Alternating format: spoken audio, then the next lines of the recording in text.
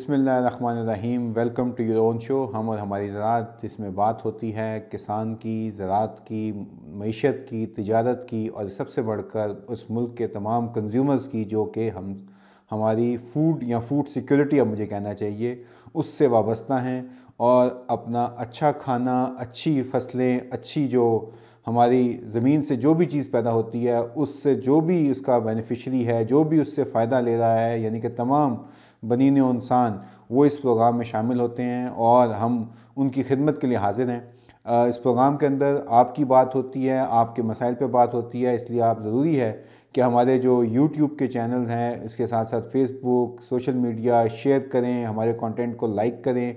और इसके साथ साथ अगर हम में कोई खामी है या आप कोई इशू जिस पर बात करना चाहते हैं तो अपने सवालात ज़रूर भेजें। उस पर हमारा किसान मददगार की हेल्पलाइन भी है, हमारे सोशल मीडिया चैनल्स भी हैं, हमारी व्हाट्सएप कम्युनिटीज़ भी हैं। ये तमाम की तमाम जो आपके लिए मजबूत जो हिकमत अमली के तहत आपको वाफिर मकदार में इंफॉर्मेशन प्रोवाइड करते हैं। इस पूरे नेटवर्क का हिस्सा बनिए और ये पूरा पाकिस्तान हमारा नेटवर्क है, जिसमें कि हम कहीं पे भी हों अगर, तो आपको आपका साथ और आपकी जो हमारी जो संगत है वो बिल्कुल साथ रहती है।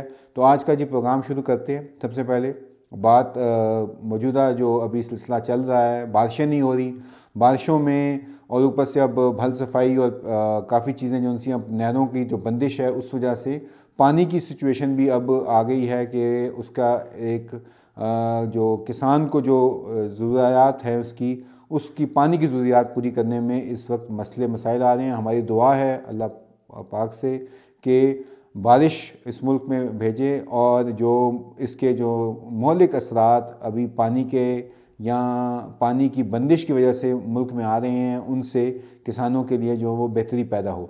लेकिन इसके साथ साथ बहुत सारी ऐसी चीज़ें हैं जिसे हम कहते हैं कि वो बंदिशें क्यों आ रही हैं, क्या वजह है जिसकी वजह से हमें ये हालात देखने पड़ रहे हैं। उसमें चाहे हम लाहौर और पंजाब के दीगर इलाकों में देखें तो अभी गंदम की फसलें तो लग गई हैं, लेकिन गन्ने की जो है वो कटाई वो जारी है। उस वजह से जो आग लगाई जाती है या उससे जो धुआं उठता है, उससे जो मामलात हो रहे हैं, उस पर हमें देखना पड़ेगा।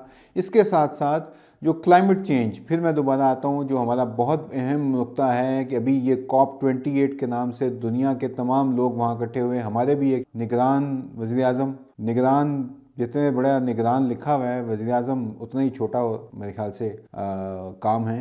उस सिलसिले में मेरे ख्याल में इस दफ़ा हमें नज़र आ रहा है कि कोई पाकिस्तान के पर्सपेक्टिव से अगर पाकिस्तान के हालात को देखा जाए तो उस सिलसिले में हुकूमती जो अरकान हैं, जो अकाबरीन हैं, वो मकसद नहीं हासिल कर सके जो कि इस COP28 के ऊपर होना चाहिए था। हम बहुत ये बातें करते हैं कि जी ये हो गया, वो हो गया, लेकिन क्या हमें वो जो पैसे उन्होंने पिछले साल कमिट किए थे COP27 पे, क्या हमें वो पैसे मिले हैं? बिल्कुल नहीं मिले। क्यों नहीं मिले, इस पे सोचने की बात है। क्या किसानों को क्या किसी किस्म की कोई सपोर्ट मिली? क्या जो फ्लड के असरात थे क्या वो कम हुए? नहीं हुए। तो इसमें जो मौसम का और माहौलियाती तब्दीलियों का अमल दखल है, उसका बहुत बड़ा एक कंट्रीब्यूशन आ रहा है, जिससे कि हमारी जो ज़मीन है उसकी सलाहियत भी कम हो रही है। इसके साथ साथ जो हमारे मौसमी असरात हैं वो हमारी जो काश्तकारी है उसको काफ़ी नुकसानदेह हैं। इसको देखते हुए अब हमें जो काम हम कर रहे हैं, अगर तो वो काम ठीक होते तो हमें ये सूरत हाल ना देखनी पड़ती। हमें साथ साथ अपनी तालीम और इसके अलावा पूरी जो है किसानों के लिए ख़ुसूसन, लेकिन हर जो मुमकिना जहाँ पे के असरात हैं, चाहे वो माहौल से जुड़ी हुई गाड़ियाँ हो, चाहे वो हमारी इंडस्ट्री हो, चाहे वो हमारी एनर्जी की ज़रूरियात हों, या कोई भी ऐसी चीज़ जो कि माहौल के ऊपर असर कर रही है, हमें वो देखना पड़ेगा, उसको कंट्रोल करना पड़ेगा। उसको कंट्रोल करने के लिए बहुत सारे तरीके हैं, लेकिन हम जिस तरह से खादों का इस्तेमाल बहुत ज़्यादा कर रहे हैं, हम पेस्टिसाइड का इस्तेमाल बहुत ज़्यादा कर रहे हैं, और ख़ुसूसन मैं बात करूँगा कि हमारा 95% पानी, पाकिस्तान का जो पानी है वो एग्रीकल्चर में इस्तेमाल होता है। इसका क्या मतलब है? इसका मतलब ये है कि पानी की जो हम हैं, हमने बहुत ज़्यादा ज़ाया किया है अपनी ज़राअत के लिए। ज़्यादा पानी देने से भी क्या होता है कि आपकी फसलों की पैदावार नहीं होगी। उस चीज़ को देखते हुए हम ये देख रहे हैं कि आने वाले दिनों में बहुत सारे मसले मसाइल होंगे। अभी आपके सामने मेरे ख्याल से मैं स्क्रीन के ऊपर नज़र आएगा कि इंडिया में एक रिसर्च आई है, बहुत ही बड़े पैमाने पे 100 से ज़्यादा गांव में उन्होंने रिसर्च की और उससे पता ये लगा कि जी तमाम जो औरतें थीं वो माहौलियाती तब्दीलियों की वजह से अपने ज़ेवरात या सोना जिसे कहते हैं, सोने की जो मसनूआत हैं उनसे उन्होंने खाली हो गई हैं। इसके अलावा तकरीबन, ये गवर्नमेंट का डेटा इंडिया का बता रहा हूँ कि तकरीबन 20,000 लोगों ने ख़ुदकुशियाँ की हैं। अब इसका क्या आपस में राब्ता है, मैं ज़रा थोड़ी सी ये बात आपको समझाने की कोशिश करूँगा कि ये कितना बड़ा एक मसला बन रहा है, क्योंकि हमारी आबादी बढ़ती जा रही है और उसके मुकाबले में जिस तरह से हम ज़राअत को मार रहे हैं, किसान को मार रहे हैं, तो वो चीज़ें जो उनसी हैं वो क्या क्या हैं। इंडिया की मिसाल मैं इसलिए देता हूँ कि वो ज़रा थोड़ा हमारे करीब है, लेकिन वहाँ के हालात और हमारे हालात में ज़्यादा फ़र्क नहीं है। रिसर्च ये कह रही थी कि सेंट्रल इंडिया में 100 के करीब गांव उसने ढूंढे और 100 में से 100 गांव ऐसे थे जहां के औरतों के नाम पे ज़मीन नहीं थी, लेकिन उनके नाम पे कर्जा था या उन्होंने कर्जा लेने में अपना सोना रखवा दिया। बैंक जो हैं वो कोलेट्रल जिसे कहते हैं, सोने के ऐसा कि भाई हम आपको कर्जा दे देते हैं और आप अपना सोना हमारे पास जमा करवा दें। वही पुरानी बनिए की सोच जो हिंदू की सोच होती है, उसी को देखकर उन्होंने ये काम किया और उस वजह से कई जो औरतें थीं उनके अब ज़ेवरात बैंकों के पास हैं, कर्ज़ा उन्होंने ले लिया। कर्ज़ा लेने से ये हुआ कि कर्ज़ा अदा नहीं हुआ, क्योंकि फसल की यहाँ तो पैदावार नहीं आई माहौलियाती असरात की वजह से, या पानी की बंदिशें, या पानी नहीं मिला, या धूप बहुत तेज़ हो गई, सूरज बहुत ज़्यादा तेज़ हुआ, टेम्परेचर बढ़ गया, जिस वजह से जो उनके अंदाजे थे वो गलत हुए और अब वो वापस लेने के लिए वो जो सोना दिया हुआ था उनके पास पैसे नहीं है और बैंक ने वो पैसा या सोना अपना पैसा छोड़ के सोना पे कब्ज़ा कर लिया। सोने की वैल्यू आपको पता है किस तरह बढ़ रही है।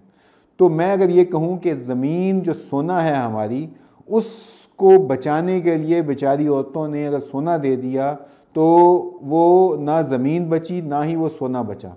तो हमें अब दोनों तरफ सोचना पड़ेगा कि मैं ये मिसाल इसलिए दे रहा हूँ कि ये बहुत ही एक आम किसान को सोच समझने की बात है, हुकूमती इदारों को पॉलिसी की समझने की बात है, बैंकों को कि वो जिस तरह से जिसे हम कहते हैं कि माइक्रो क्रेडिट का लफ्ज़ इस्तेमाल किया गया जी, कि माइक्रो क्रेडिट के आप अपने बुंदे बेच दें, आप अपनी हार बेच दें, आप अपनी अंगूठी दे के लाख रुपया 50,000 का कर्जे के पीछे आप अपनी चीज़ें दे दें। उससे वो क्या है कि आपकी वो जो है वो असासे आपके कब्ज़ा हो जाता है और जो फसल है वो भी नहीं आती और ज़मीन भी नहीं बनती।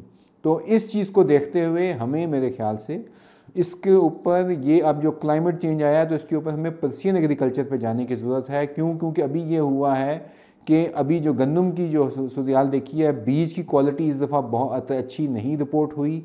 इसी तरह से जड़ी बूटियों का स्प्रे बहुत ज़्यादा महंगे हो गए हैं, उनके माहौल पे असरात बहुत ज़्यादा हो गए हैं। तो हमें एक मियाना रवि जो हमारा दीन भी ये कहता है और हमें उसके ऊपर चलना चाहिए।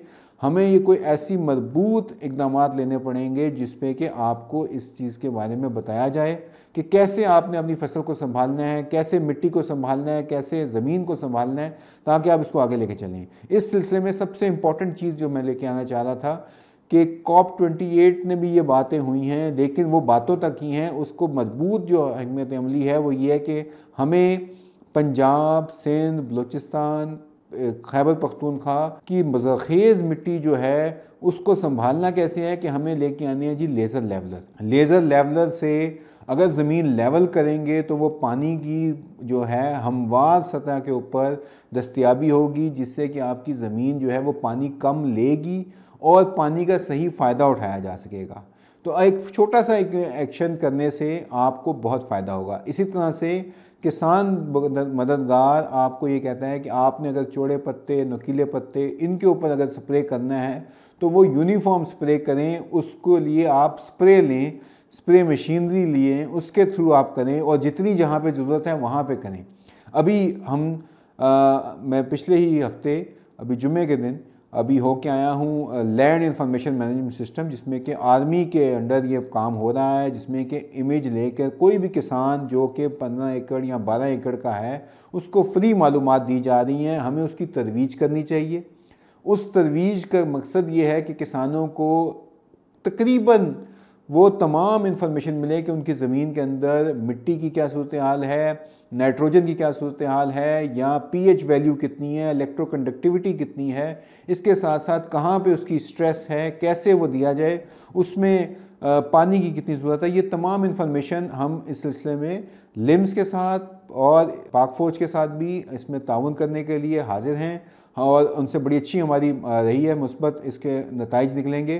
तो ये कहने की बात यह है कि ये इक़दाम करने की ज़रूरत है आगे जाने के लिए, वरना हमारा हाल भी अल्लाह ना करे, खुदा न खास्ता, कि इंडिया में जिस तरह के सेंट्रल इंडिया में नागपुर के इलाके के अंदर जहाँ कोई भी औरत अपना जेवर जो है उसका नहीं बचा, ये सूरत हाल हमारे ऊपर भी आ सकती है। इसलिए ये मिसाल मैंने दी आपको। और बैंकों को भी चाहिए कि बजाय इसके कि अपने टारगेट में पढ़ रहा था कि जी 400 अरब टारगेट और बढ़ा दिया गया है उनका, लेकिन वो पैसा कहाँ जा रहा है? वो पैसा अगर तो वो ज़रूरी कर्ज़े गरीब और छोटे किसानों को मिल रहे हैं, नहीं मिल रहे।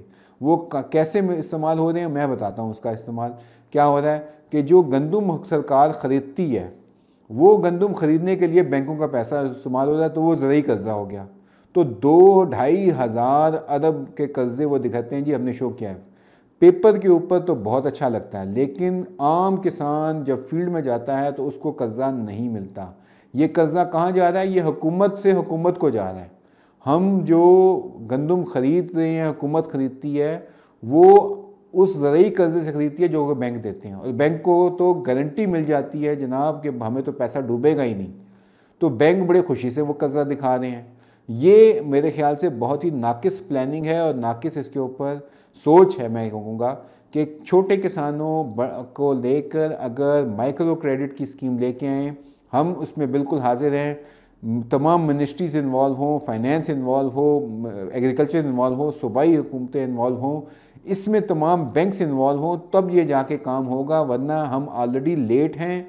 हमारा जो पॉपुलेशन का बम है, टाइम बम, वो चल रहा है और वो काबू में नहीं आ रहा, और हमारे पास अब इतने मसाइल नहीं हैं, वरना हमें अब कर्ज़ा भी नहीं दे रहे लोग। हम अब नई हुकूमत जो आएगी उसके लिए एक बहुत बड़ा प्रोग्राम करना पड़ेगा IMF के साथ मज़ीद कर्ज़े के लिए, और ये मज़ीद हम अब तजर्बों के मुतहम्मिल नहीं हो सकते।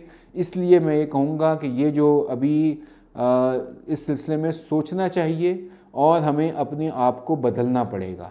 छोटे किसान को कुव्वत देनी पड़ेगी, और कॉर्पोरेट फार्मिंग का भी बड़ा नारा चल रहा है, बड़ी अच्छी बात है, लेकिन कॉर्पोरेट फार्मिंग के लिए बहुत ज़्यादा तरीके अब देखे गए हैं, लेकिन उसका फ़ायदा जिन तरीक़ों से है वो ये 2 तरीके हैं जी। कोऑपरेटिव बन जाएं, छोटे फार्मर के साथ मिलें, उसके साथ उसको पायदार तरक्की दें। चाइना का मॉडल बड़ा ज़बरदस्त है इसके अंदर। मैं मिसाल देता हूँ, एक है चाइना में उसे कहते हैं पिन डुओ, यानी कि वहाँ पे एक एग्रीटेक है, वो ये काम कर रहा है। उसने बहुत सारी जो गुर्बत की लकीर से नीचे थे किसान, उनको ऊपर लेके आया। इसके साथ साथ हमारी जो यूनिवर्सिटियाँ हैं, मैं ये देख रहा था कि क्लाइमेट चेंज का इम्पेक्ट क्या है उसके ऊपर। हार्वर्ड यूनिवर्सिटी, आयरलैंड की यूनिवर्सिटीज़ हैं, स्कॉटलैंड की यूनिवर्सिटीज़ हैं, दुनिया की यूनिवर्सिटीज़, अच्छी यूनिवर्सिटीज़ के ऊपर फ्री कोर्स करवा रही हैं। लेकिन हमारा HEC, हमारी यूनिवर्सिटीज़, इनको भी चाहिए कि वो किसानों के लिए ऑनलाइन ये दे। हमारा प्लेटफॉर्म हाजिर है इस सिलसिले में। हम किसानों की तरक्की के ऊपर बात करते हैं। किसान अगर तरक्की याफ्ता होगा तो मुल्क तरक्की करेगा, वरना पिछले 75-76 साल से हम नहीं देख पाए वो जो हम देखना चाहते हैं। वो कायद-ए-आज़म का पाकिस्तान नहीं है, वो जो कायद-ए-आज़म ने सोचा था। ये 5 सबसे बड़ा नहरी निज़ाम हमारे पास है, लेकिन पानी को इस्तेमाल का तरीका हम अभी तक नहीं बता सके। अभी जो है वो खाले सफाई हो रही है, और बड़े अरसे बाद जो पक्के जो खाले बनाए गए हैं या किस तरह से उसको मैनेज करना है वो किया जा रहा है। तो ये चीज़ें जो उनसी आप देख रहे हैं कि इसके हम असरात हमारी ज़िंदगियों पे आ चुके हैं।